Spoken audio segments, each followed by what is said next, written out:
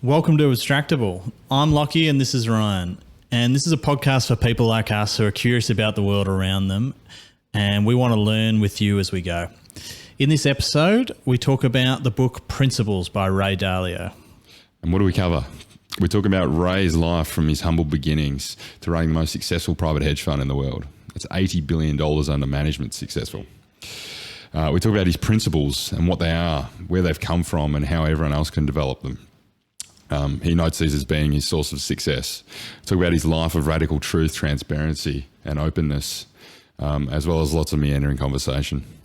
You can find Ray at principles.com or at Ray Dalio on the socials. We had a lot of fun recording this first episode, and we hope you enjoy. Here we are.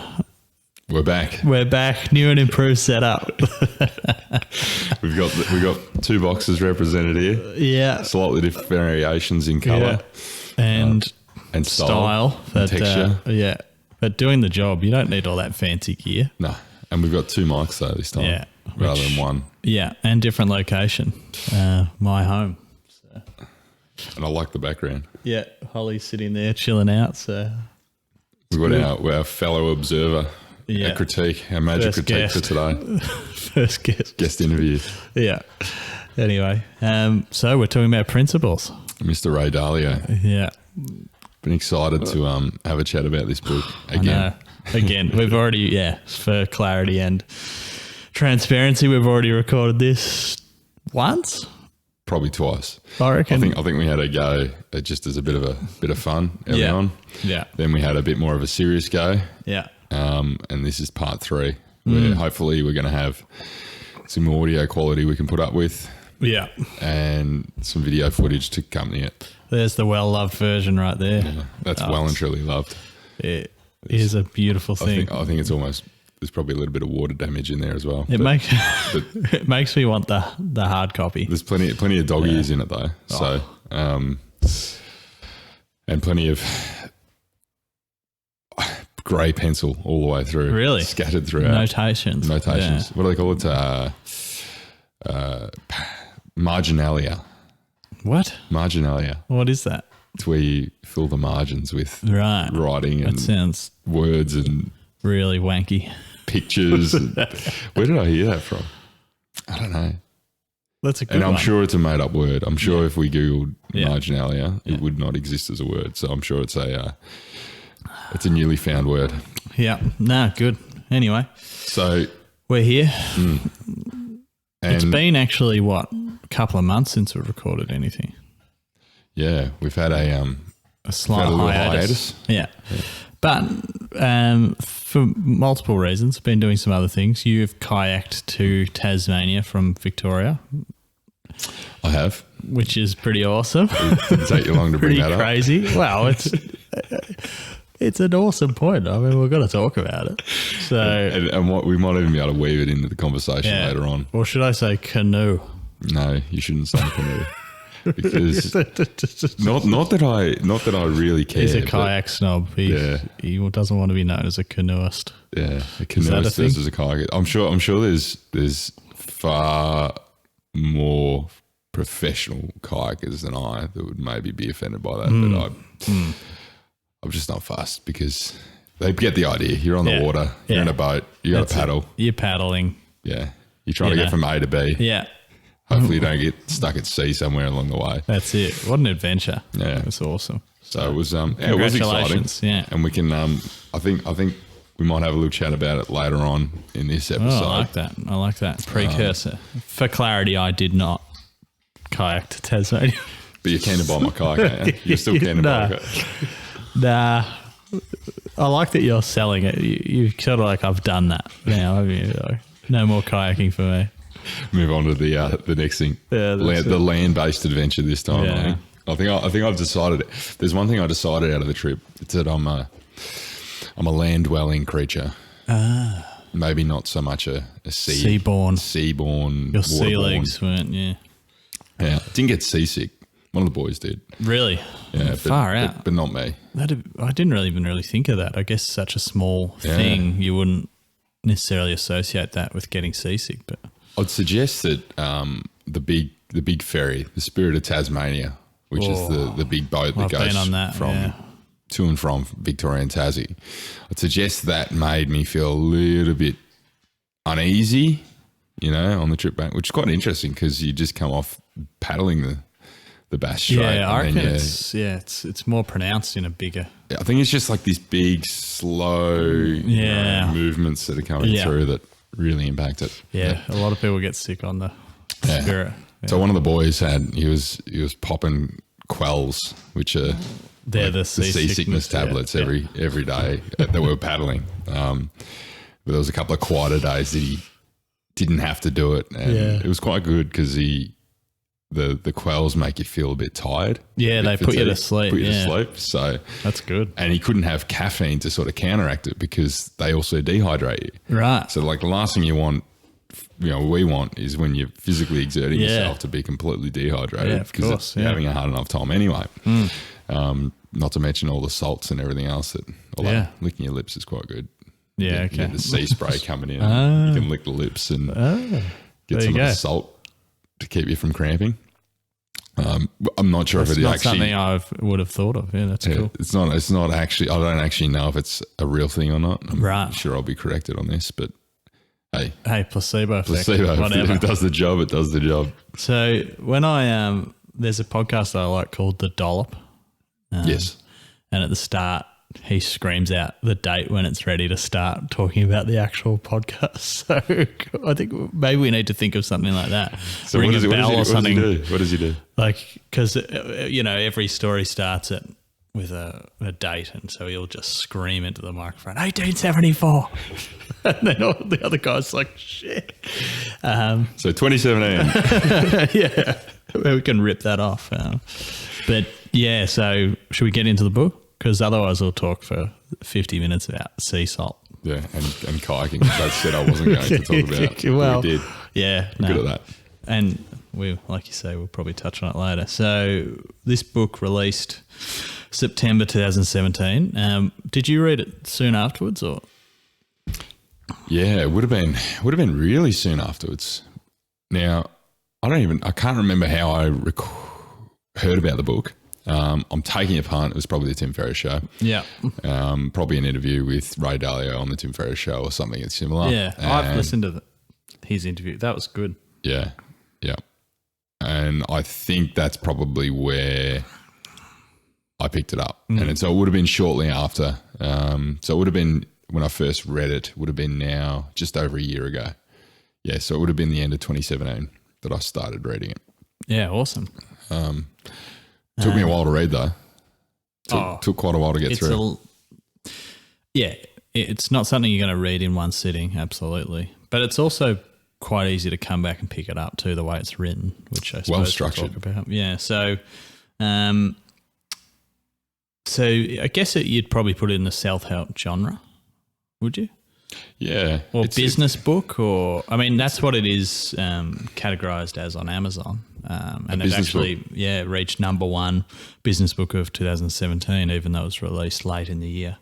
And it was the New York Times number one bestseller as well. And I guess you'll tell us a bit more about Ray, but it's probably one of the first times someone's gone into such detail about their process and the way they live and work, and broken it down into actionable steps like he has, it's a very different type of book than any I've read before, any that are in that genre, I think. And being released in 2017, I think, the GFC had finished almost, 5-6 years ago, even longer. And I think, people were sort of soul searching around business and operating, and there's probably a lot of negative sentiment around business as well, I think. And that's only gotten more since this book was released, I believe. He kind of just, it cuts through a lot of those things about how he, the book's split up into life and work, and how he weaves those two things together, and how he approaches life to be happy and also successful, I guess. But and that was what was kind of quite groundbreaking about it. Plus the fact that he's such a successful person and really just opened up everything about how he works. Because it was post GFC, and their stellar performance and sort of this rise to fame that occurred as a result of their strong performance throughout His company, Bridgewater Associates. Yeah. And Associates, perhaps, yeah. Yeah, that then put them into the limelight and then sort of became the catalyst for him making available to all public on, the company website, his principles, which had been developed and released internally to the company previously, which is quite interesting. And he talks about in the book how he had this internal debate about whether not to release the principles themselves out to the public. But the whole decision-making around it, one revolved around his own principles being, which we'll talk about later, about sort of this radical truth, transparency, openness perspective. And then the other piece is there was sort of all this speculation about how did they do it. And this was him saying, well, this is what we're following. This is what we're doing. And there's going to be a follow-up book, which I'm really hanging out for. Yeah, there's a few things he said in there that he was going to release that he, like some of the apps that they use, he was saying that was going to come out, but that hasn't. Yeah. And then he's writing a second one, which I guess takes a lot longer. So since then he's had the Big Debt Crisis, which has been released. That was last year. I had a quick look at that and I was like, geez, this is very technical. I don't know. We need the follow-on to principles first so we can understand. Then read that. Yeah. But he's certainly very active. Yeah. So because he's going to, just to round that off, he's going to release all of his investment and economic principles into I imagine, a similar size book. That would be awesome. Which I'm really looking forward to. Yeah. That'll be insightful. He's got a really good video, which we'll probably put up a link to, that outlines these principles in a 10-part series. But then there's a second one he's done called Understanding how the economic machine works in 30 minutes or something like that. Don't quote me on the name, but if you Google Ray Dalio economics, it'll come up on YouTube. Definitely give that a look. It's a really quick and simple way that sort of he probably starts to touch on those sort of things, and I reckon he will continue to do that. We were probably working together in 2017, weren't we? Westgate Tunnel Project? Yeah. Far out, that's a while ago. Did I suggest this book to you? You did, actually, yeah. Yeah. And I started reading it, got it on the Kindle that night, so yeah. I remember this now because I just picked it up end of 2017. We're coming up to the conclusion of the year, and I think we were both having a conversation how we were very close to departing from that particular project. Well, yeah, because you'd actually resigned to go into the consulting world. So yeah. Pretty cool. But that's a story for another time. Yeah, that's right. Don't want to reveal too much. So what's the deal with Ray? Yeah, so he's been nice enough to give a very detailed outline of his life at the beginning of this book, which has been really good for me to help me talk about it and not have to rely too much on Wikipedia or the other usual sources. But so just at the start of each one of these, we're going to try and go through a context and a bio of the author and when they released it and stuff, and try and see some patterns through these different people and why perhaps see some similarities or differences, and provide context to the book that we're going to talk about, because I think we believe that kind of, particularly in non-fiction, is pretty important, including fiction, but can give some further insight into what the hell's in it. Yeah, and hopefully like that sort of that story, that the narrative of their life that develops, and as you said, pulling out some of the key themes that maybe arise or similarities that you can draw from these. Something we're interested in. Oh, totally. So I've got all the facts and figures here. Yeah. Something which he's said says himself is one of his weakest or his major weaknesses, which is his rote memory, Right. his inability to pull out these facts and figures. I'm no good at that either. I'm hopeless. I can't add things up in the supermarket and stuff. So like Christy laughs like because we're both engineers, and I'll be like trying to add up 3 numbers, and she's just looking at me, shaking her head, go, "What is wrong with you?" Because you can't remember the last number. I can't like add them together in my head. Like I'm like, because that skill for me is totally replaceable by a calculator. So I just haven't really nailed it. Yeah. So I'm very much in that similar bracket to Ray, where it's, there's people that just literally just pull things out. So they can say they remember the person's name, they remember when they were born, remember where they're from, and what impact they had in some particular way, or the book the 3 books that they ended up writing. I would struggle to even remember the person's name, let alone all those other facts and figures. How about bad's them. that when you shake someone's hand, they tell you your name, and by the second shake, you've already forgotten who they are. You just start calling them mate. Yeah. Hey, we have that advantage here. So we have that sort of fallback. Yeah. In able to call Australia. someone mate. Yeah. The Aussie privilege. Yeah. I started trying to like think of their name, the first celebrity that comes to mind, match that to try and remember their name, but that didn't work very well. So don't do that. I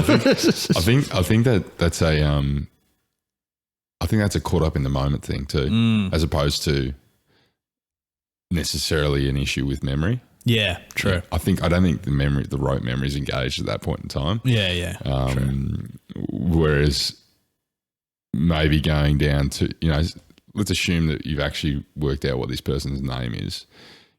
You haven't seen them for a couple of weeks, or maybe a couple of months, maybe more so a couple of months. That's when, for me, I start to waver a little bit in my. Or even if you kind of know, you're just a little bit not confident enough to just go with, "Hey Max," and his name's John. And damn it. Or his name's Matt, not Max. Damn it. Or like sometimes I'll like roll it out, but just really, really quiet. Like sort of, "Thanks, Max." Yeah, particularly if you're not sure if it was Matt or Max, then you could go, "Matt, is that Max or Matt?" But that's the other thing, right? If you had to call him John, you'd probably pull you up on it and say, "Hey, come on." It doesn't start with J. Have you been in that Max. situation where someone calls you the wrong name, but it just gets too awkward? So It's happened for too long that you just don't want to correct them? Yep. And you just got to roll with being, Ross or something. Yeah. And it depends on who the person is too, right? As to whether you're going to call them. Like, so now I feel like maybe that's something when I was maybe A younger fella. a younger fella, a bit more of a, in my teenage years or even younger. You wouldn't have done it, Yeah. But now you're like, I feel like now I would, listen here, buddy. come on, mate. My name's Ryan. It's not Brian. Brian. That's Brian. Which That might stick. That's the go-to. That's always the go-to. That might stick. And I think it's my own poor enunciation of words that probably leads to it. But Brian's a common one. So 1949. 1949. Born in 1949, Long Island. And he is the son of a jazz musician and a stay-at-home wife. Right. Really cool. And I think he lived a sort of bit of a middle class sort of upbringing or middle working class sort of upbringing, as we'd probably more describe here. Did he travel around?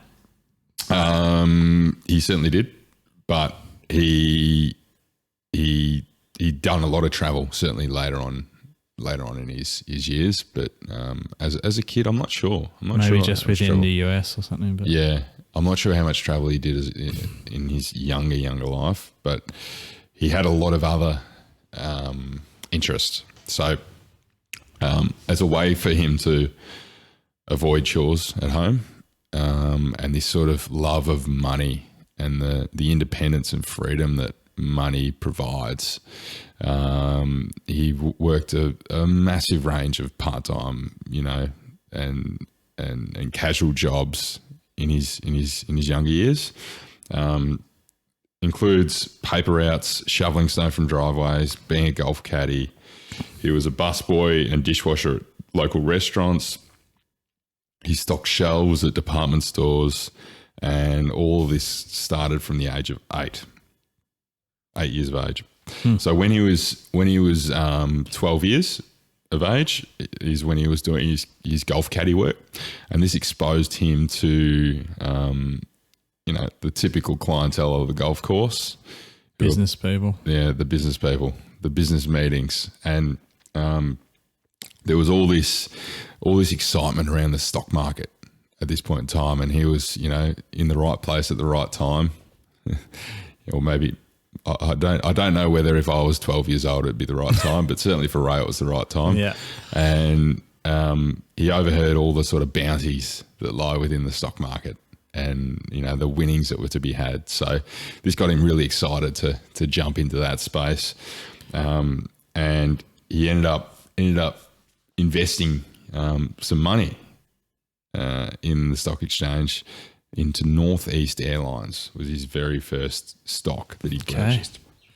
And this was with the money that he'd been earning from all the part-time jobs. Right. And you'd almost say that his first principle was developed here at this age. Not necessarily a good one, but the strategy for his investment was that the more shares I bought, the more money I would make. Okay. It's all about the quantity. It's a start. And so funnily enough, he was able to have a bit of a positive feedback loop on this stage, and the company, whilst it was about to go broke, was actually acquired by a bigger company, and so he made quite a bit of money on his first investment. And he loved it. And that might have been enough for him to sort of tick the wheels over. So, all this excitement eventually led him to jumping into the Fortune magazine. And within the Fortune magazine, there was these little coupons that you could, snip out. Remember the days of the coupons and things? Now you just Google it or whatever. Well, you Google the coupons. I remember the coupons. Yeah. The old Pizza Hut. Yeah, coupons. so good. Yeah. Oh, you still Did you ever go to the pizza? Right, this is a full tangent. Yeah. Did you ever go to the Pizza Hut all you can eat? Was that a thing? I went to the all you can eat. Oh, that was like my that? favorite. That was my favorite thing. Oh no! Post soccer season. Yeah, exactly. And you just load up on the soft serve. Oh my god! Load up on the pizza first, sure. Yeah, but I was I'm all hit space. that. But because I remember you used to try not to eat that day, so you could. But that was actually a bad strategy. If I had my time again, I would have just had a few small meals leading up, because then you can fit more in. I reckon.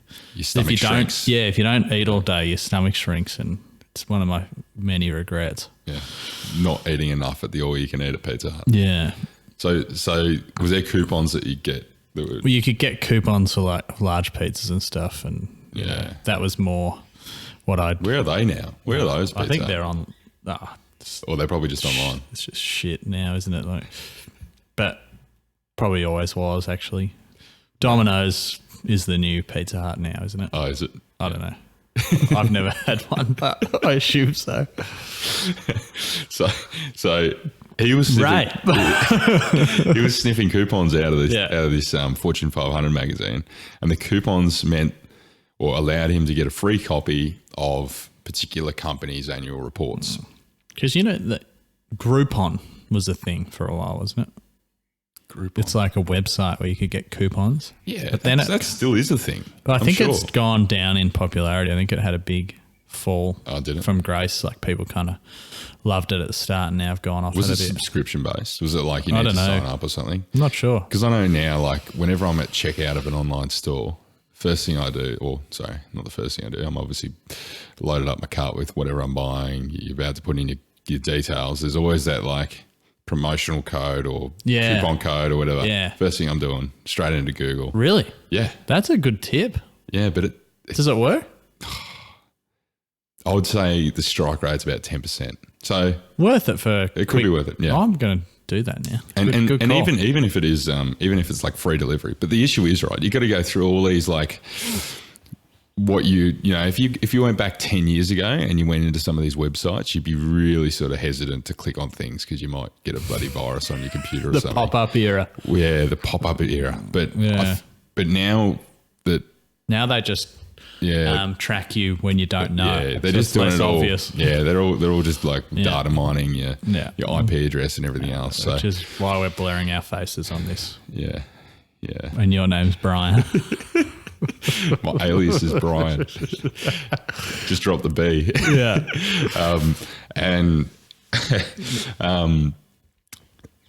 And now you can do it, and you still get the funny pop-ups and things, but I don't know. I assume just because they're going to get some sort of personal information about you, they're probably on selling to someone else that they just give it away. Yeah.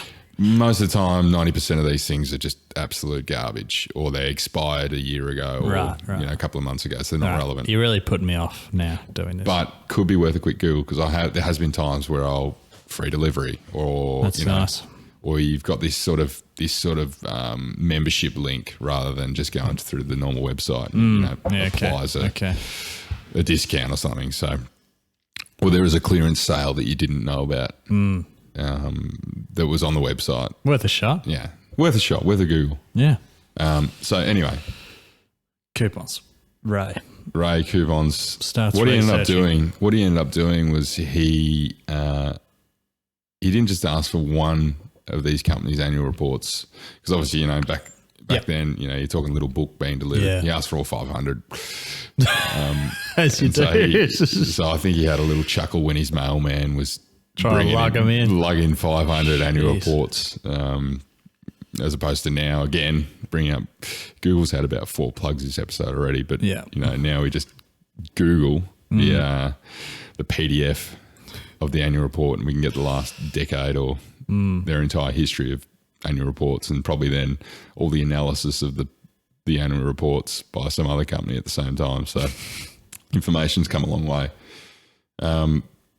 So anyway, due to the market at the time, everything was just going up. So this is, you're talking sort of, 50s and 60s here. Yeah. Or certainly. So he's he's an old guy. You said 1947. So yeah. Yeah. He's probably, And so. In his latter years. Everything's sort of in this post-World War II. Boom. The nifty 50 or all that. Yeah, the nifty 50s. Well, that's where everything was on the up. And so the way that Ray saw it at the time was that investing seemed like simply a matter of buying anything and watching it go up. There's been periods, like I would describe the housing market in Australia as, until probably recently, as being like that. In that category? Yeah. And reading that book by Howard Marks, I was telling you about what's it called?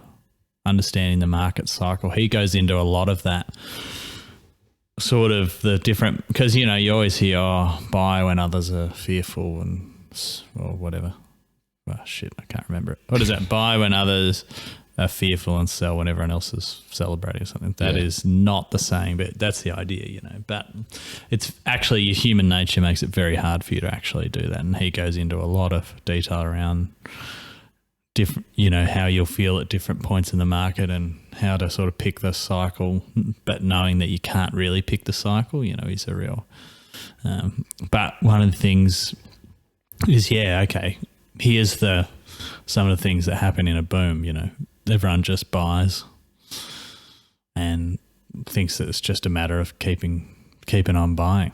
And just watch it go up. It's always going up, or there's a different technology that makes things different this time, or a different condition that means it'll never go down, but it always does. It just takes time.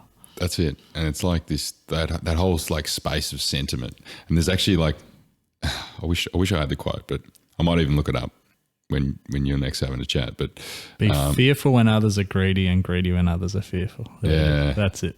Yeah, which is like Didn't mean to interrupt. Oppose the sentiment of the market, but then there's like the counterbalance to that. What about the people that are thinking the same way that you are, and what about the people that are thinking the next step beyond that as well. And in the moment, you just don't know what the future is going to hold. It's so easy in hindsight. But. Yeah, there's all this sort of, there's whatever the case, there's always this like courage that's talked about, this, you need to be brave within the market. Yes. But that's only an element, because you also need to be an absolute expert and know it. Yeah. And I think just reading the extent of, say, what Bridgewater and Associates have gone to just in their machines and systems and things that have been developed as a result, it's insane. Amazing, isn't it? And these things have been in development for 5 decades. Yeah.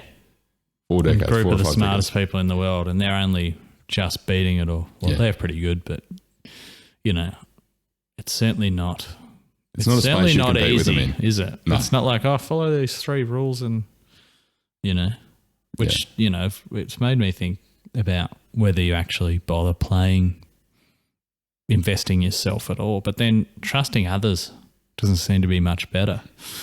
Going by the history, when they do analysis on stock pickers and stuff, most of them are not very good. Well, I think the crux of that is that stock picking is not something you should be involved in. Yeah, not a thing. Yeah.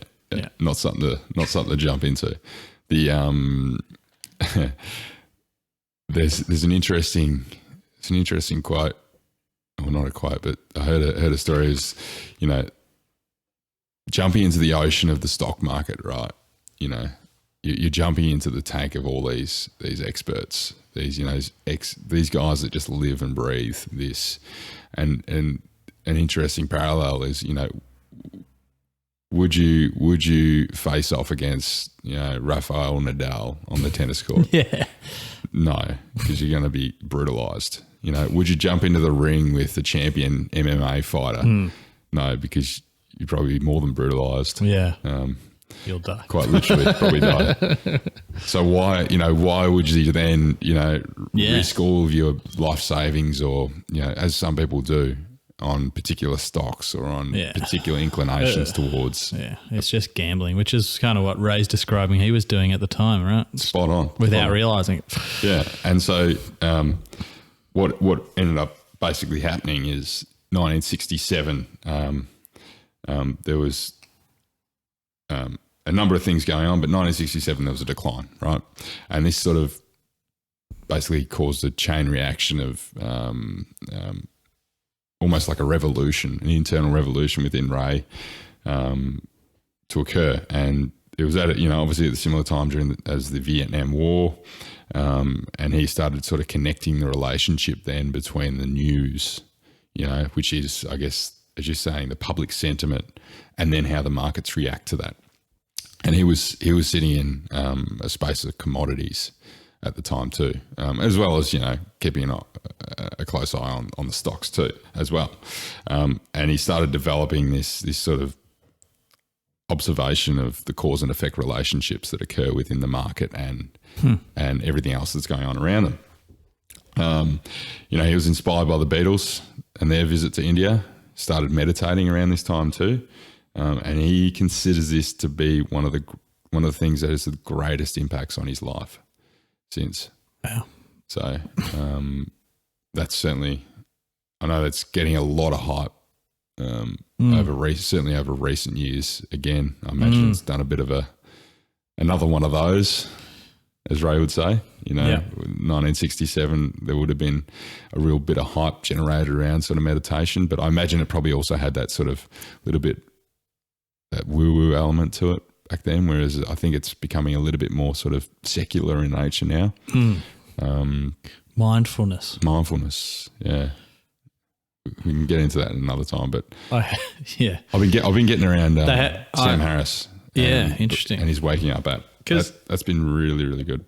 It's someone I heard on a TV show. Someone said, we have to call it mindfulness, so we don't have to say meditation, so it doesn't feel too Eastern or too woo woo. Yeah, it's like we basically stole this and renamed it so that people would find it more accessible or something.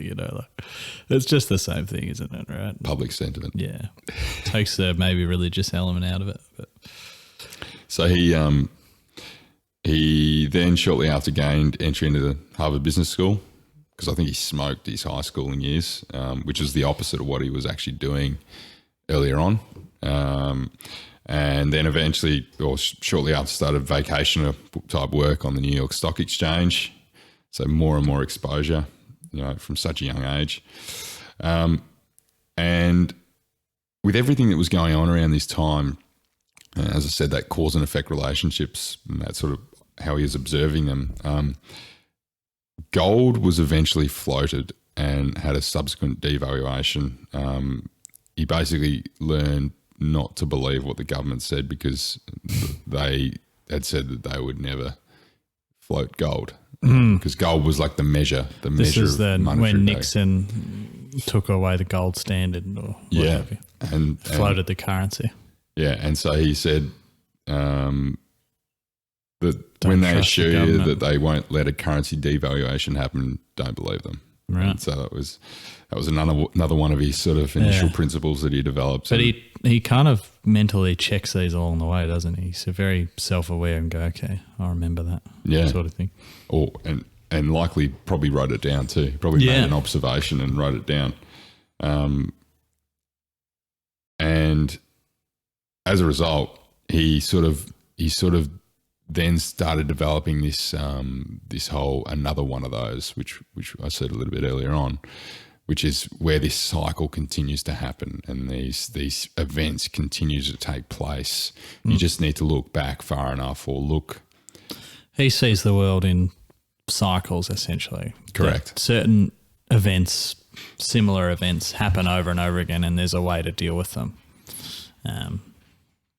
So that's what you mean by another one of those. It's like, okay, that was similar to when this happened last time, and I dealt with it this way, and that was advantageous. Or, geez, I stuffed that up, and I'll do it differently this time. Yeah, and it's also like we talk about like a couple of his failures in a tick, but a lot of those he just attributes to being another one of those, but he just wasn't looking for it, or he didn't look far enough back in time, or he didn't look to a particular situation. Because they're not necessarily carbon copies of one another either. Everything's different, and like it's almost like it's a trend, but it's not exactly the same, so it's hard to pick it up. If it was easy, everyone would be able to do that, but there's differences in the timings and the longevity of these things. And is this particular,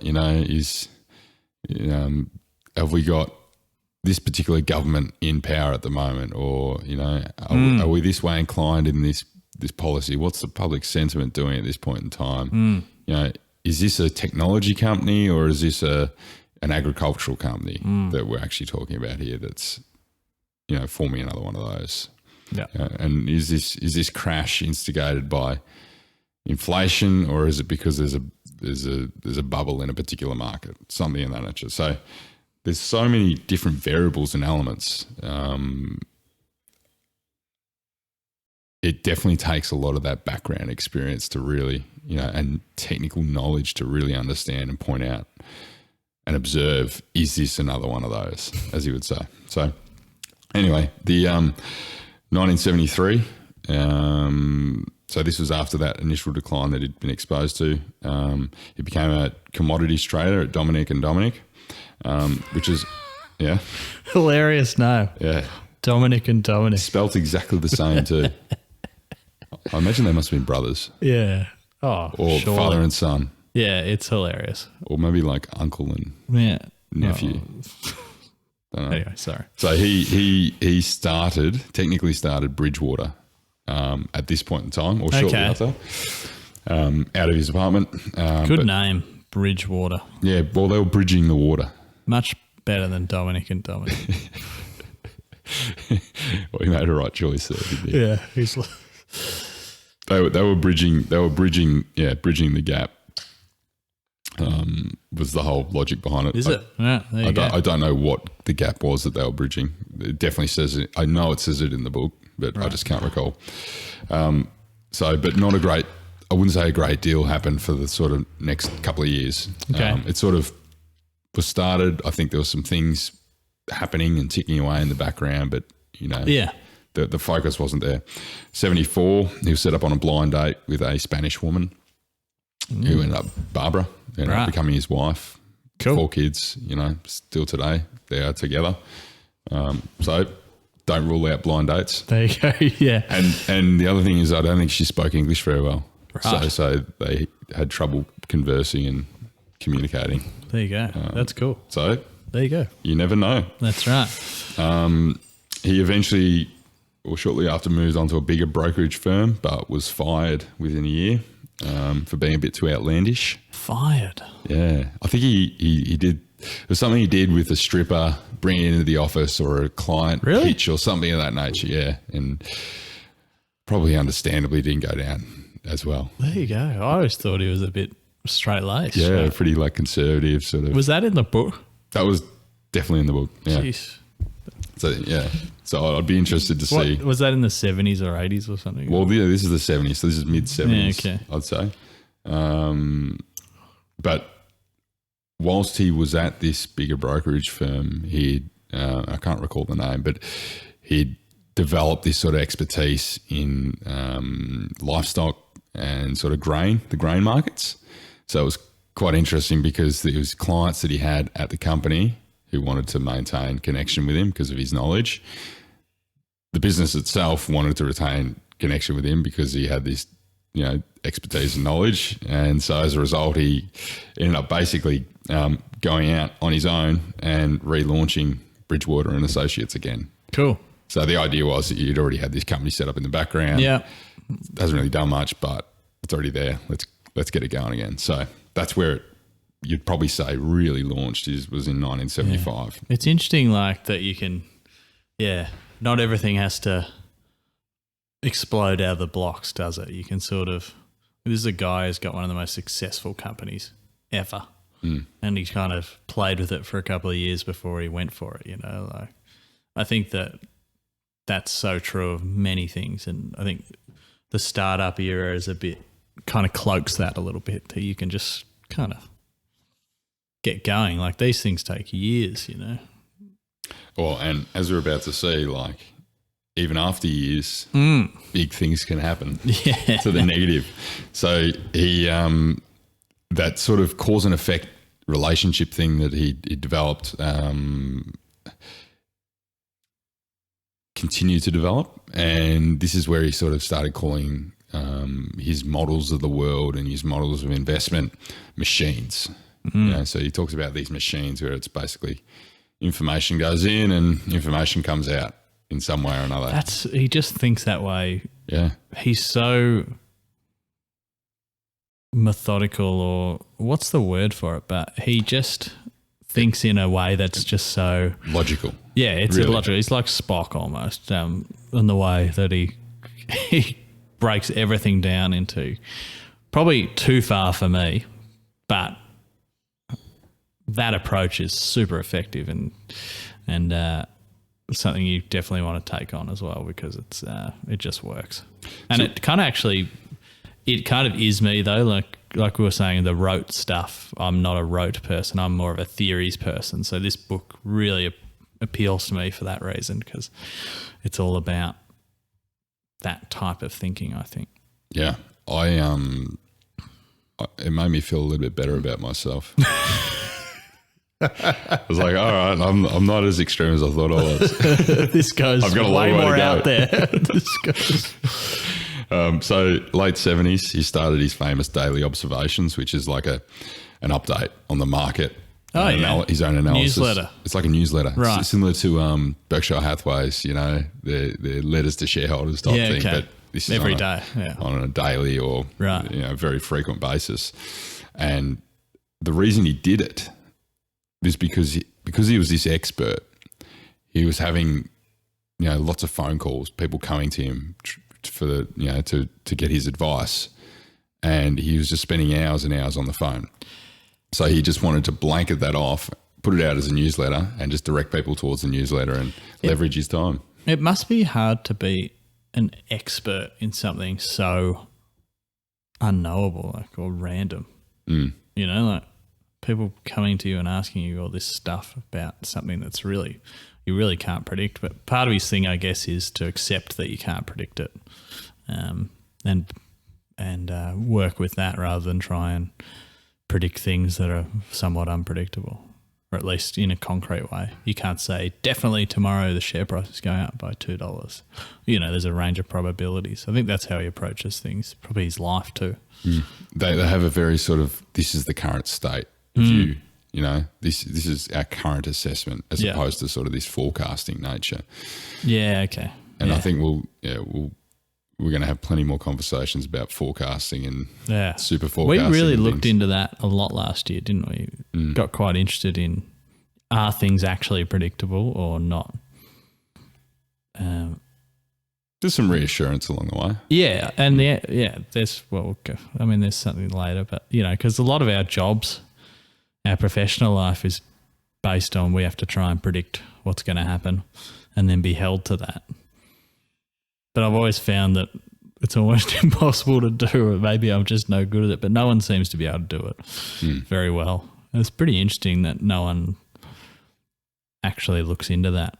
But, what's that club, the forecasting club? Oh, the Good Judgment Open.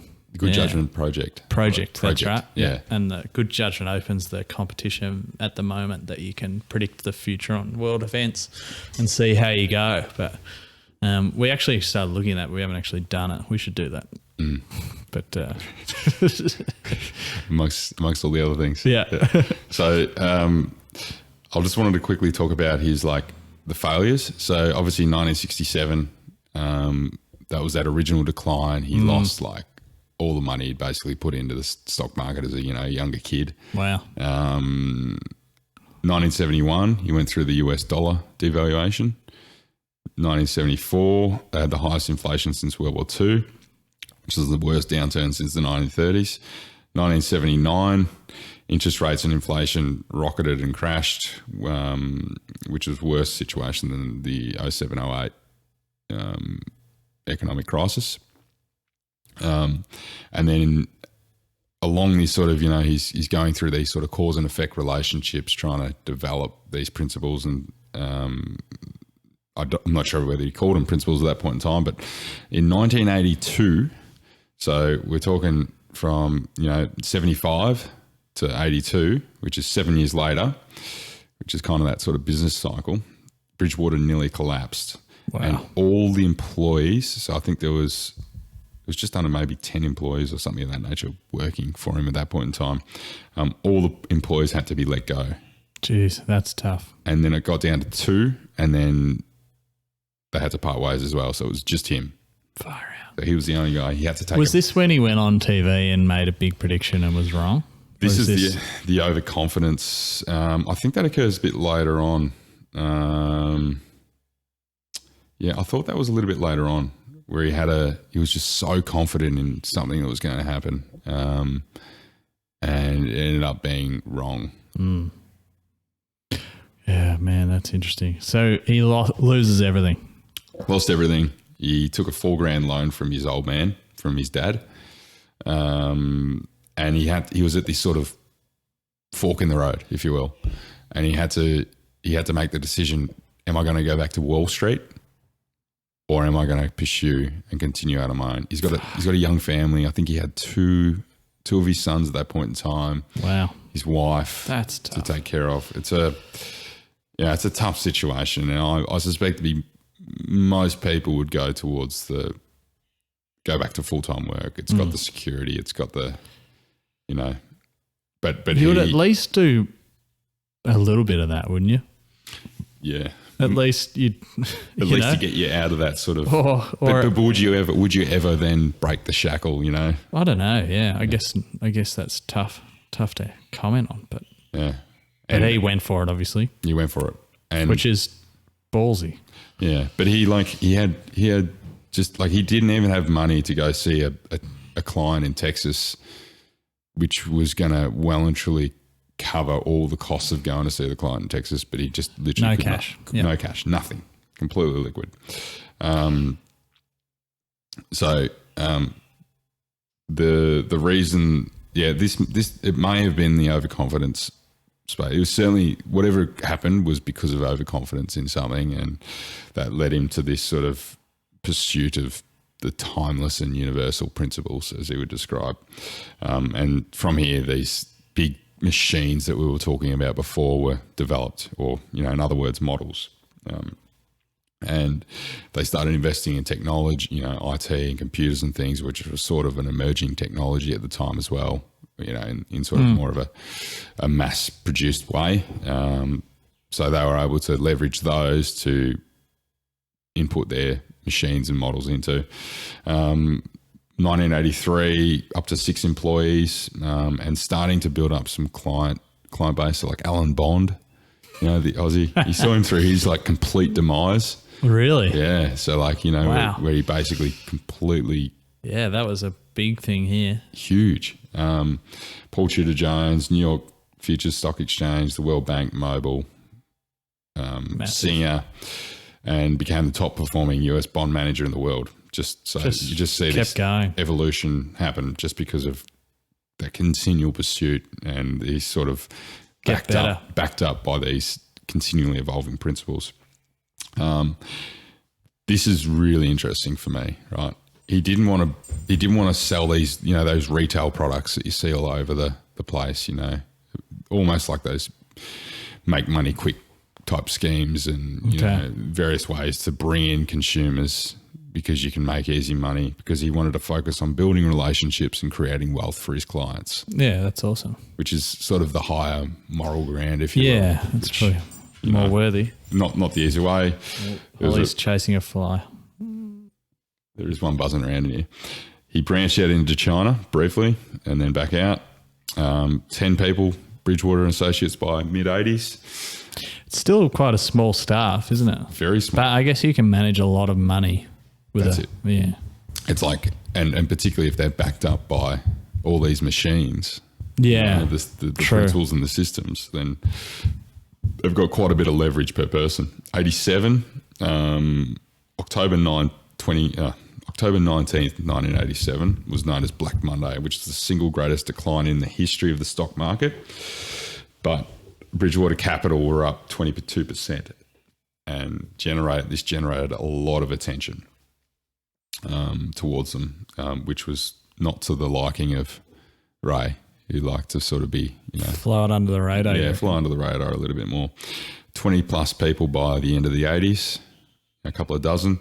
1990, they pitched for $100 million account of Kodak's pension fund, which came off.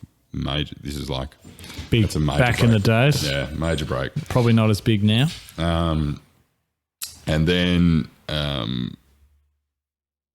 some of them, these models and machines that they've been developing for such a long time really started coalescing into these, almost like supermodel type things, off the back of like emerging research around like portfolio theory and all these other things that just started. You just had the base there that really lent into the data computer revolution. Yeah, just started really, making big ground. 95, 42 employees, $4.1 billion under management.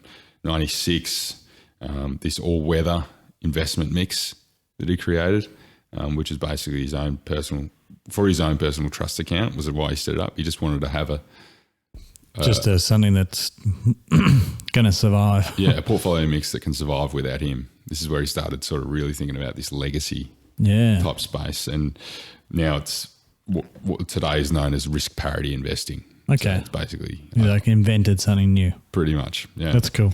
2000, $32 billion under management. Whoa. So it's sort of just escalating. And through it's just so much money. Like, how Yeah. could you allocate that properly? I don't know.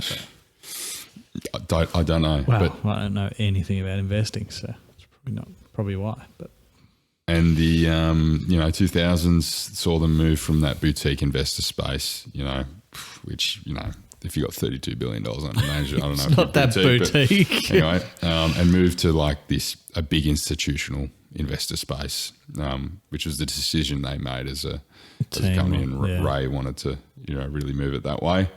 And this is where they basically were translating. They were just doing what they were doing. Yep. Taking advantage of IT that was available and the emerging technology, coupled with these supermodels that continue to develop. 2008 just wanted to briefly talk on this. 738 people. So, Whoa. So we've gone from, in 1995, 42 employees to 2008, 738. Jeez. So really moved out of that boutique space to the institutional space, if you will.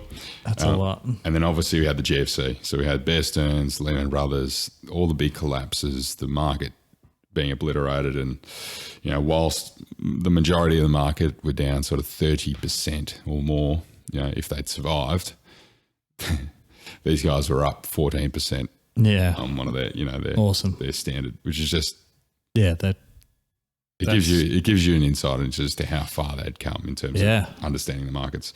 And 2010, they had grown so large that they needed to be careful about the positions and moves they made because it impacted on the market itself. But again, they just then had to retweak their models and things and accommodate for that and the thresholds and things they're allowed to make. And it's so cool. And it leads into sort of 2015 where they had $80 billion under management and 1,500 employees. Yeah. So from 2008 to 2015, they more than doubled. Smashed it. Yeah, which is ridiculous. Yeah, insane. And then moving on to his beyond this sort of investment phase, this is what sort of instigated the release of this book, was him transitioning into what he calls the third stage of life, which is sort of passing on the legacy and building this legacy. So he has a quote, passing on knowledge is like passing on DNA. It is more important than the individual because it lives way beyond the individual's life.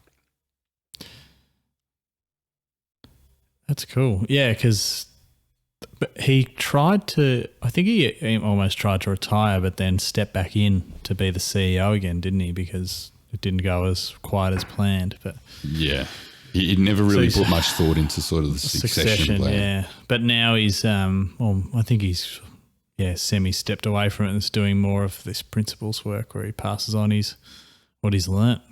Yeah, which is awesome. And he kind of says he'd love if other people wrote their principles down too, which would be fantastic, to see how they approach things, and hopefully it takes off as an idea that people start writing books. And that could be something he could try and do, is influence some people to write similar books in similar formats, perhaps. That'd be interesting. Interesting to see. We should hit him up on email or LinkedIn or something and say, hey, you should try and do this. he's probably already doing it. Comment 12,000, that's it. So, awesome, man. So that's the brief the brief version of his life and his career so far. But I think he just had to highlight a couple of just how far he sort of evolved and how he sort of stuck to his guns of, in terms of developing these principles, if you will, from then.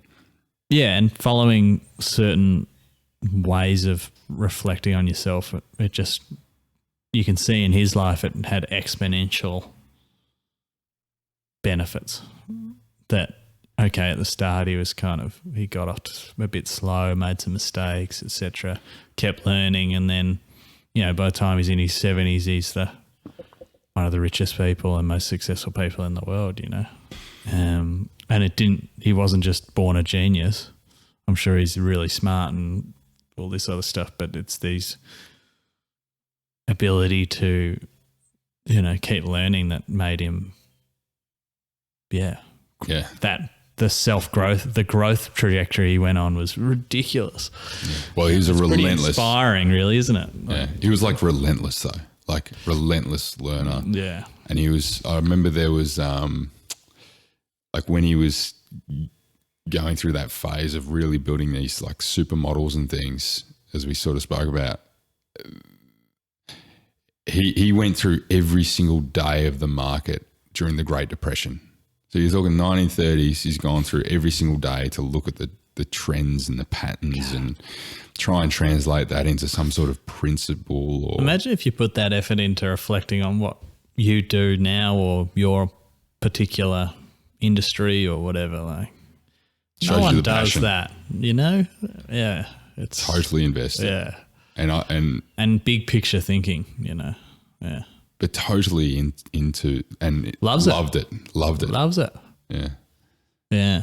No, it's pretty awesome. And it's great to hear him interviewed and stuff now, because it's someone that's just coming out of the woodwork I didn't know existed, which is kind of cool.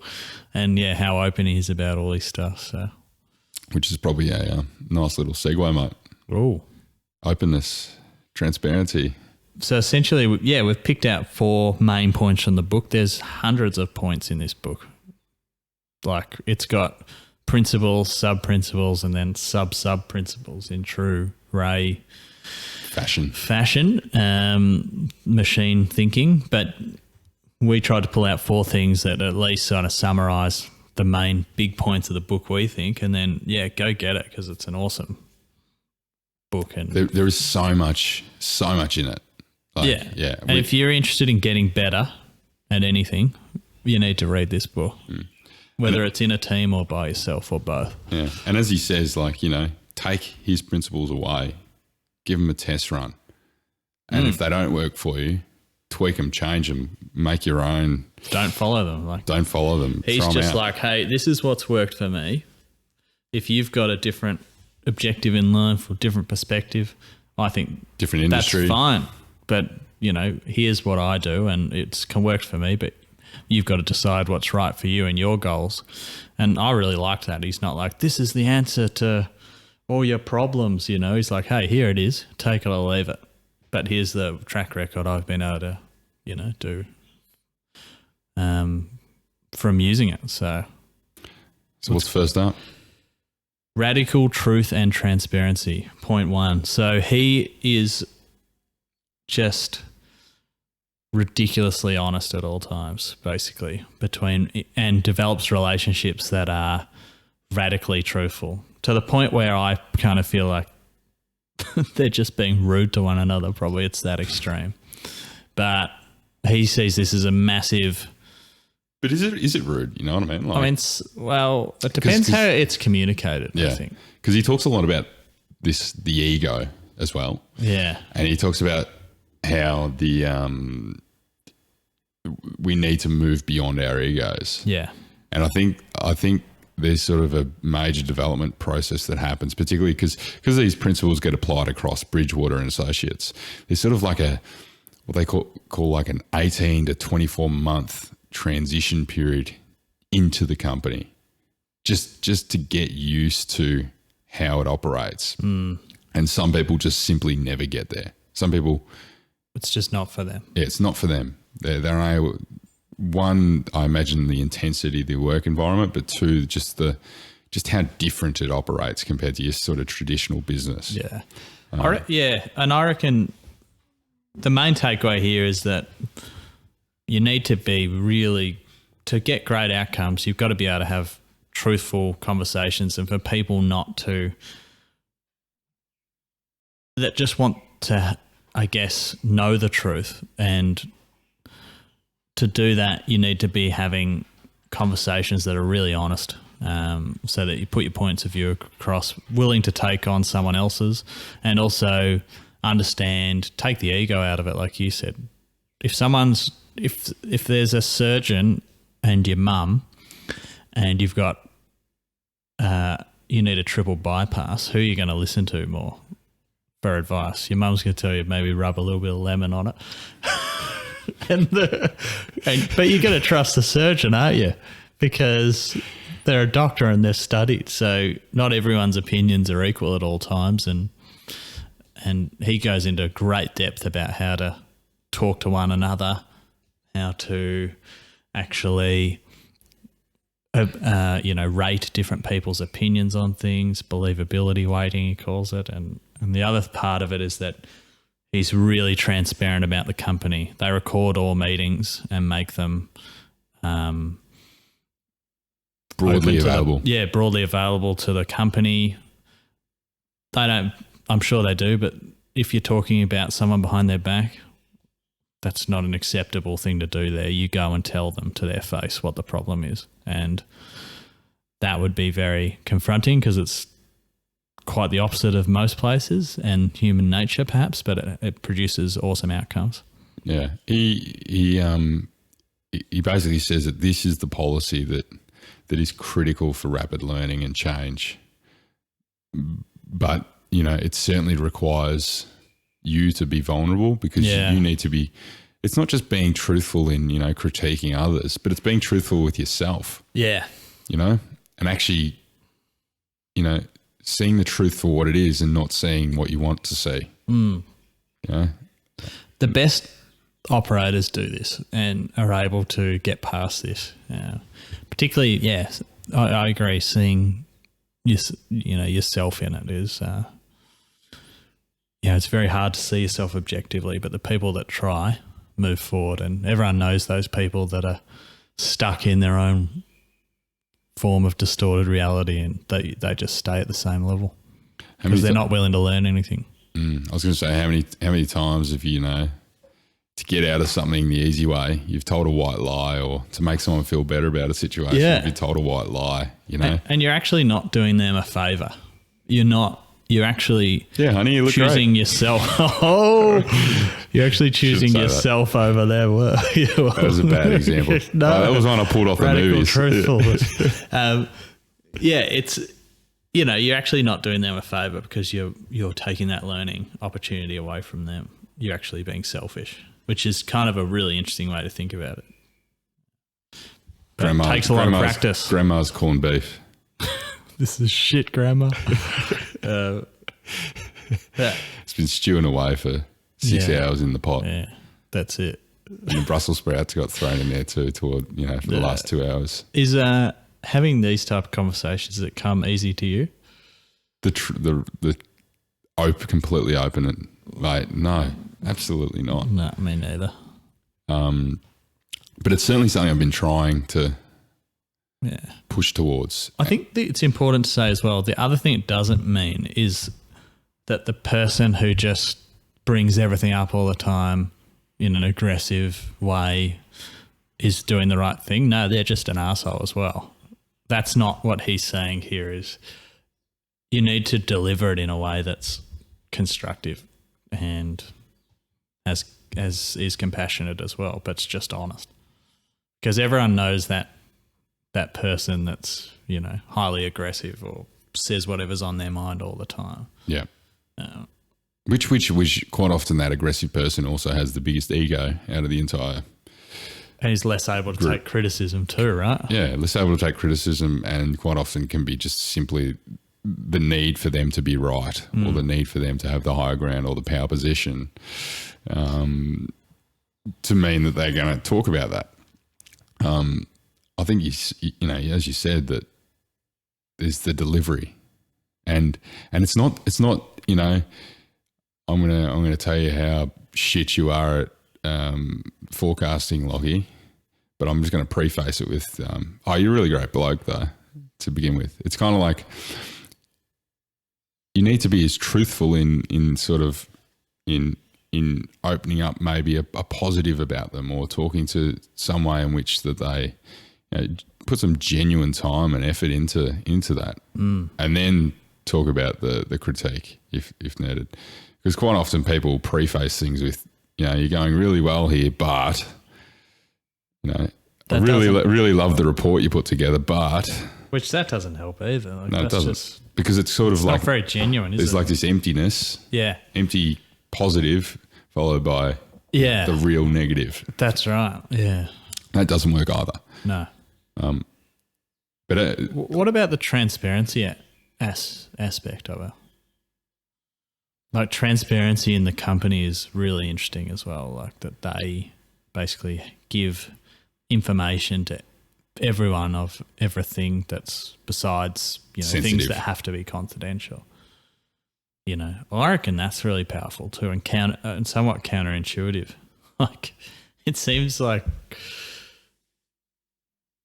people run with that and do the wrong thing, or that's the implication behind why you don't tell people a bunch of stuff. But it turns out that's not really true. It's a fair leap of faith to act on that, isn't it? It's massive. But we're actually sort of noticing a lot of, a number of companies moving in a similar direction, And it's because they're probably so far in front of any other that sort of first mover space. They're so far in front of any other organisation they couldn't possibly catch up to them. It's because they could be just so good at doing what it is that they do, because they've been following it, that they're the ones that really understand what that means and how to do it. It's a bit like this book. Just because I've read this doesn't mean I can now be even when I read the one about markets doesn't mean I'm going to be Ray. Not at all. It's the knowledge isn't the problem. It's just, I think there's a real misunderstanding sometimes that, okay, if I tell someone how I do this, then they're going to do it. And they're not going to really do it. If they want to, they'll do it in their own way. And if you're already doing it anyway, then you're probably further ahead and they actually trust you because you've told them. Yeah. But that's about actual knowledge, but also just being transparent about, say, how much a business is making or why they're doing X or Y or strategy, and it just brings people along for the ride. I think they appreciate it. I had a couple of good quotes I wanted to read out, which I think ties back to that sort of getting in touch with yourself to enable this and to actually create value from it, which is, replace your attachment to always being right with the joy of learning what's true. So a lot of people pull back. Yeah. Or it'll trigger that sort of devilish ego inside to argue your point, to stand your ground, but don't worry about being right. It's more about the sort of pursuit and the joy of the learning that comes from whoever is right, whatever's right in that situation. And just the other one was, don't worry about looking good, worry about achieving your goal. Oh, I like it. It's very preachy, but very important. It's not you. It's this beautiful, beautiful book. Point 2, pain plus reflection equals progress. That is something he talks about a lot, and it kind of comes from the first one. Once you're able to see yourself a bit better and you're noticing the world around you and you're talking in honest ways with people, you start to realise what you're doing wrong and it hurts, right? Or something bad happens to you and you feel terrible about it, or you do the wrong thing or something like that. You're going to feel hurt. But he views that, and this is actually a better, much, much more accessible, better way to describe learn from your failures, isn't it? Because when something bad happens or it hurts, dig into that and think about it and reflect on it and think about what you do differently next time, and then don't make the same mistake again. Yeah, don't fall into the insanity cycle. What is it? Do something wrong once, and you're just silly. You're stupid. Do something wrong twice, you are you're ignorant. You're naive. And do something wrong 3 times in a row, then you've gone insane. So, I've completely botched that up. Yeah, I like your attempt. It's good. Not as snappy as the real quote, but, that's all right. Feel that pain, reflect on that, and progress. See, now after having screwed that right up, I'm going to reflect, and next episode, I'm going to bring that quote into the next episode. That's right. I'm going to smash it out to begin with. Yeah. But he sees pain as not being a negative thing. He sees pain as being a blessing and something to lean into. He also links it to an emotion, right, or a feeling. Like pain is a feeling or an emotion. I think this is where his meditation stuff comes in. Is that once you can recognize that in yourself, you can stop yourself and go, "Oh, I'm feeling this." That might, and intellectually I know I've got to lean into this and actually figure it out, instead of just subconsciously shying away from the pain for whatever it is about, which is kind of interesting too. But he does so much reflection. Now, I don't think many people reflect at all. It's something I've starting to try and do a lot more of. We both... Do you write it down, or do you think about it? Write a journal once a day if I'm disciplined. Often I miss days, and try and do meditation once a day as well. Again, don't always achieve that, but I've managed to keep up some form for a couple of years. Mentoring, talk to people, do stuff like this.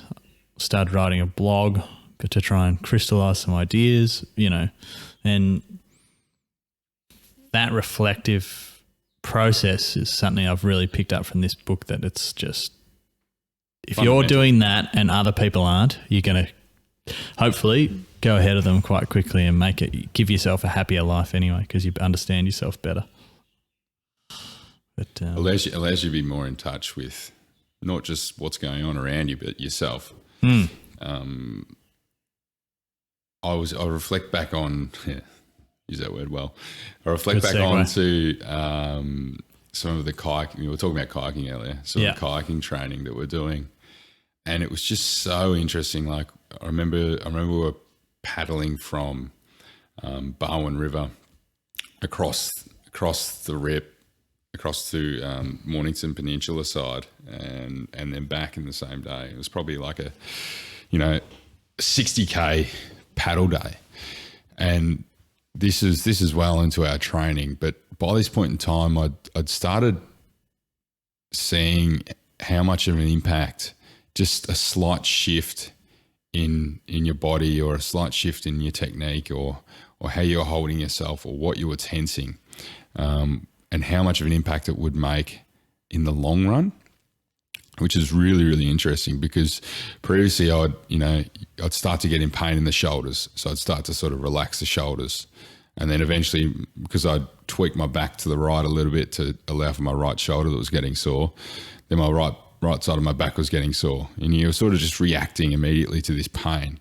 But then by this point, and this is when we first sort of started kicking off with the real training sessions, but jumping into these longer sessions later on in the piece, you start making little tweaks. So instead of, maybe dropping the right shoulder, you might try and have it slightly tense the core a little bit better, or make your posture a little bit better. And it doesn't actually relieve the pain immediately, which is what you're doing previously. But over the course of the coming sort of 5-10 minutes, the pain gradually subsides. And what ends up happening is the pain dissipates, and you end up being able to hold yourself in that position for a far more extended period of time. And it was quite interesting just how much of these nuanced differences, and trying to find the balance between them, particularly on some of these, these longer paddles we were doing. It just made the trip so much better. And it was interesting how you could progress that and continually work on that throughout. And there was there's always niggles in the body, but you could just keep working at, okay, there's pain here. How am I going to reflect on that, and how am I going to adjust, rather than just reacting immediately to that particular situation? So pretty handy. Yeah, that's cool. My mind went to when I was probably maybe 5-7 years ago or something like that. I was working on a project when I worked for Tees, working on the Tulla Sydney Alliance, and did a lot of hard yards on that project, learnt a lot. I was probably pretty green as well as an engineer, but I thought I did a pretty good job. Came to the end of the project. All my teammates got moved to the next project, and there was a few of us left. We got made redundant, and it hurt like an absolute. Didn't really expect it. Didn't see why. Other people got moved on to the next job, but I didn't, despite what I thought I'd done quite a good job. And I was really angry about it for quite a long time. Probably still am a little bit, but Mate, you don't sound angry. Yeah. But yeah, then after a little while, and some time off, I started to actually think about, okay, why did this actually happen, and talk to some of my friends and realize that while I thought doing a good job was enough, that you need to be building good relationships and playing a little bit of a political game too. And actually, there's a whole other side to working somewhere that you need to be tending to as well. And there were some things in my performance I could do better as well. And trying to go through that took me a lot of months to figure out. But then when I was on my next job, I managed to get promoted instead of fired. And Mate, you come a long way. So it's like, it's just, that's where my mind went to. And that was quite an extreme sort of thing, but for me at the time. But it's also interesting how you're like, how could I? You didn't just say, how could I have done that job better? Could I have had my budgets, more on target? Could I have had, my program a little bit tighter for how I was running the job, or could I have paid more attention to safety or something? What was I doing wrong? But instead, that wasn't the problem. It wasn't the technical engineering, if you will, or the construction that was falling. It was this other element, slightly askew, which was really in the bigger scheme of things had more of an impact. Yeah. And I wasn't self-aware enough at the time to pick it up before it was a problem, And it comes back to having that reflective process throughout, as well as, when you are hurting, you got to figure it out. And that one is just one that I couldn't ignore because, it's my livelihood. I need another job. But there's certain other things in the past that I've just pushed to the side because, that hurts, or that feels a bit uncomfortable. I'm not going to deal with that or address that. And that's been a chance, you lose the ability to actually grow if you don't do that. So, something trying to realise more in the moment. Would you say during that you had a goal going through that experience? Did you have a goal to discover what went wrong, or to work out what went wrong? Probably not. Or a goal to just get another job with another company? Or I think you've just got to, it wasn't that defined, you've just got to kind of keep going, don't you? I think I would have had a goal to get another job because that's kind of no brainer, but I wouldn't say I would have defined that as a goal at the time necessarily in that way. You're just kind of fumbling through it. Yeah, which is quite interesting because whilst you may not have had a discrete goal of, now get another job, I imagine you're subconsciously going to yourself, I need to get another job. 100%. I need to get another job. Definitely. I've got to get myself sorted. Yeah, 100%. That was my really shitty segue into my next point that I wanted to talk to you about. Which was about the 5-step process that he describes of, continually evolving, really. And whilst this just seems so obvious, you know what I mean? And I think there's probably a lot of things in the book that seem quite obvious, but if you don't define it, then you don't really understand it properly, do you? And that's, that comes down to this as well. Until you've read this and understand this process, it's obvious people do it, but if you define it and understand it a bit better and then place an importance on it, you're going to do it way more and do it with an understanding and get better at it. Whereas most people kind of do this sometimes because they naturally find out it's a good thing to do. Does that resonate with you? Yeah. Like the classic case is right in this 5-step process. You go through okay. So the step 1 is goals. So have clear goals. Step 2 is the problems. So identify, don't tolerate the problems that stand in the way of you achieving your goals. And don't mistake a cause with the real problem as well is another one. What's that mean? So what has caused the problem versus what is the problem. I see. Okay. So, the problem is that my sink is flooding, or has that the sink itself is flooding water. There's water dripping out the bottom of the sink. So, but I'm blaming the reason that the tap is on, the cause or a cause, as being the problem. Whereas the problem is you've got a hole in your sink. Yep. Yeah. Okay. I understand. We got there. Yeah. No, that wasn't bad. I was looking at my peripheral vision there. Give me at your something, sink. room. Yeah. I was like scouting for something I could pull out. But yeah, so the problem in that situation is fix the bloody sink. Yeah. And then and that's the problem, not the fact that the tap is on. Yeah. Yeah. It's just because we turn the tap on doesn't mean that the sink's going to leak every single time. So accurately diagnose the problems to get to their root causes. It's critical here to not enter solution mode, and this, which can lead to sort of the suboptimal results due to not really understanding what the problem is. What the core problem is. So if you had kept tweaking the on your sink there, the tap, and just gradually turning it down and up, or when we get it down to this really just trickle, there's not much water coming out. In fact, it gets to a point where there's no water coming out that hole that's sitting there in the side. That must be, we've solved the problem. And the next time you go to do the dishes, you're dripping again. So it's about really diagnosing what the problem is and not skipping that stage. Design is step 4. So design plans that will get around the problems. It was really interesting to note here that it must enable accountability too. And you must be accountable for who's going to do what. Who's going to do what.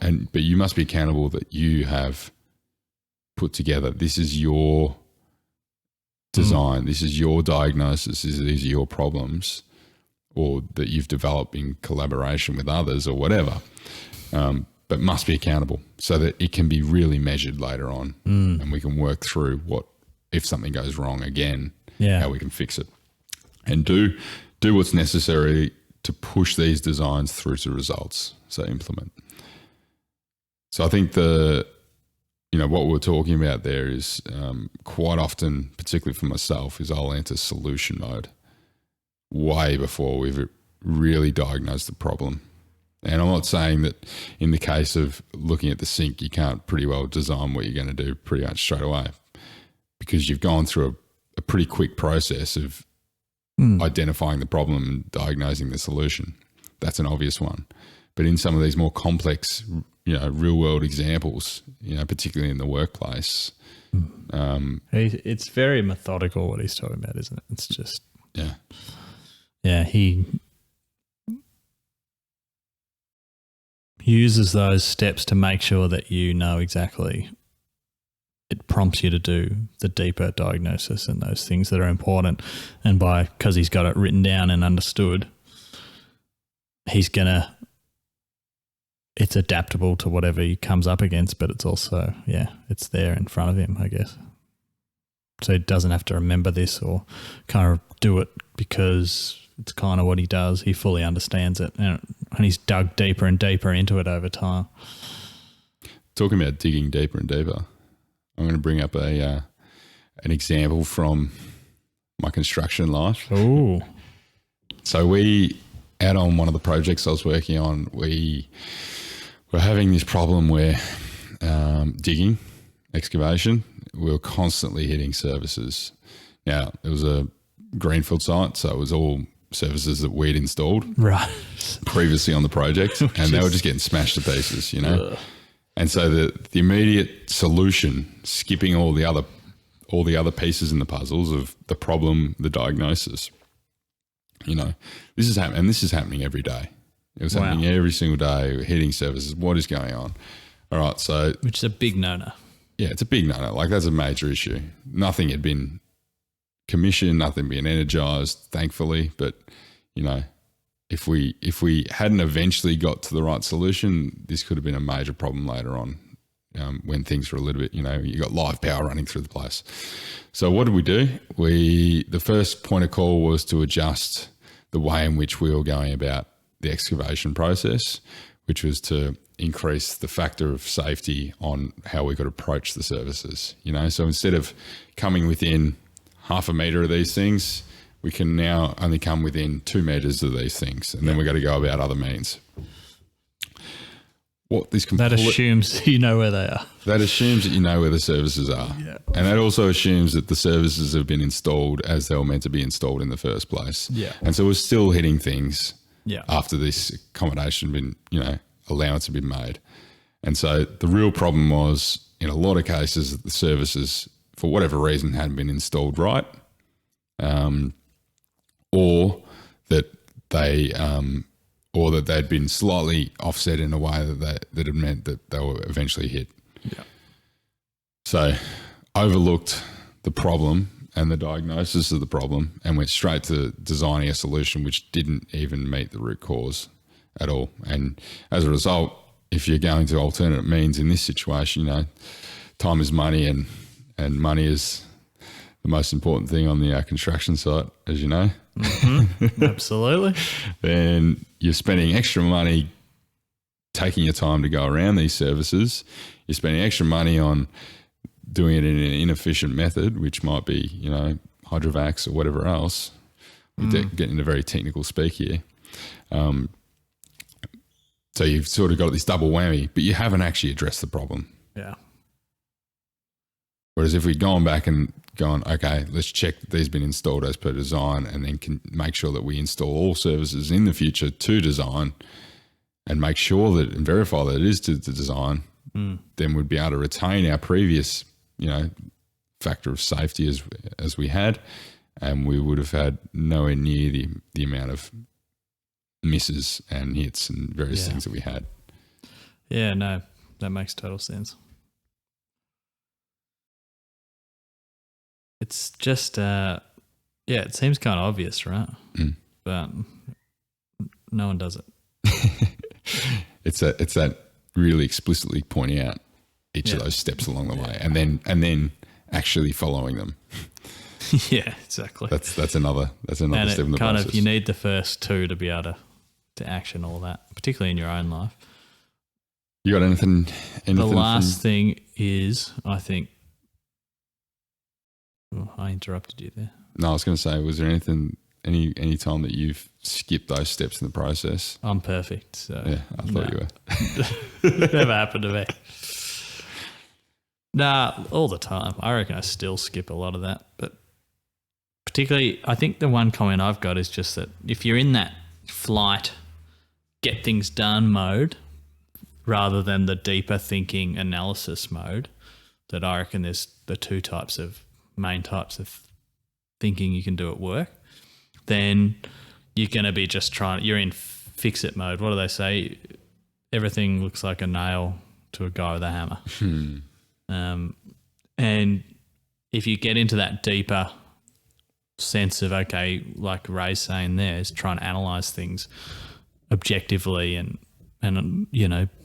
really take your time in the moment rather than rushing into a solution, you can have a much better outcome if you took 15 minutes at the start to properly figure it out, or talk to the right people, or get the right team together, or actually believe the guy who knows about it instead of yourself, and all that sort of stuff. So I think it's a constant sort of battle to make sure that you're not so busy that you can't think clearly through things.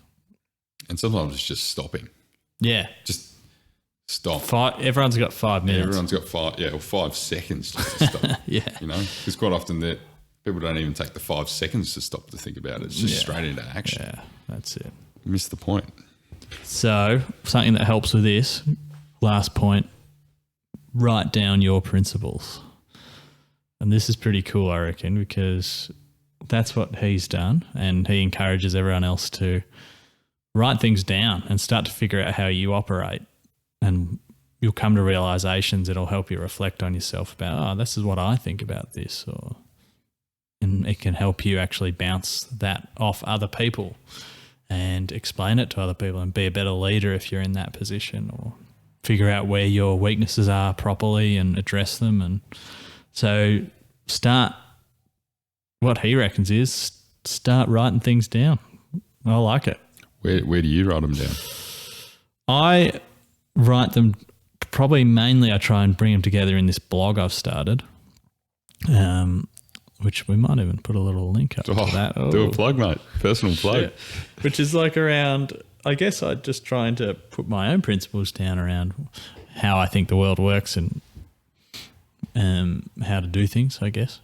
Well, you've certainly ticked the accountability box there. You know what I mean? You're putting it out into the wide open world. So. Yeah. And the advantage of, the blog as well is you've got a bit of a chronology of it, and you've also, I imagine there's some sort of tagging system or something of that nature which can be, if not already, put into it, that you can sort of go back and, these are some principles that I've got around investment or around philosophy or around renovating your house, or whatever it is.